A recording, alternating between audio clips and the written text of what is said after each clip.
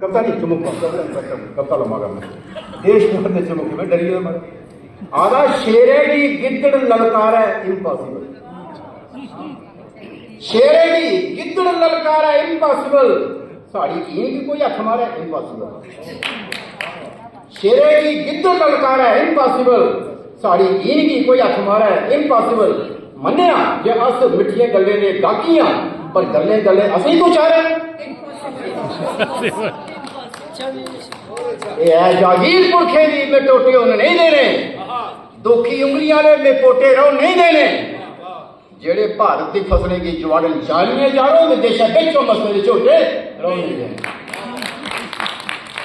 तो पहले black and white photo होंगे जागते पुछया बड़ा पुराना फोटो दिखिया कंधा जागते पुछया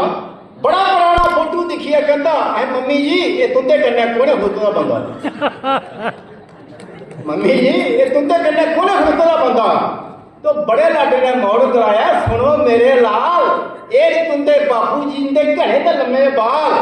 इन्ना सुंदर सार दे जागते ने चोरे ने मारिया पंजा अही ये जे मेरे बापू तो घर कोने फिरा गंजा ये जे मेरे बापू ने ते घर कोने फिरा गंजा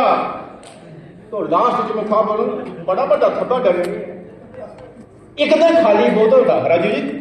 तुम अगे भी सुनी दिए एक दिन खाली बोतल का मैं ढक्कन खोली टकाया पंगा करिए एक दिन खाली बोतल का मैं ढक्कन खोली टकाया धुएं का एक निकलिया गुम्मा दे जिन सामने आया बोलो मेरे आगा तुस अपना हुक्म सुनाई दे उन्हें आख्या इस धरती शा भ्रष्टाचार मकाई दे उन्हें आख्या इस धरती शा भ्रष्टाचार मकाई दे इन्ना सुनते सार के हाथ जोरे ने चंड लड़ाया बहुत मेरे आगा एक ऐसा हुक्म सुनाया तो साहब धरती उपर भ्रष्टाचार मकाई दे मैं मुड़िए जान लगा बोतली तू ढक्कन उपर लाई दे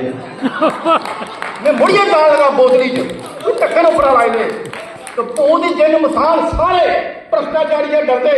बड़े बड़े गैरतमान जो बिंद ये डरते तो जिन्ना चल नहीं जिन्ना चिर नहीं चल उपराला काल बली का डंडा भ्रष्टाचारी काम भखेदा कदे नहीं होना ठंडा भ्रष्टाचारी काम भखेदा लास्ट मारे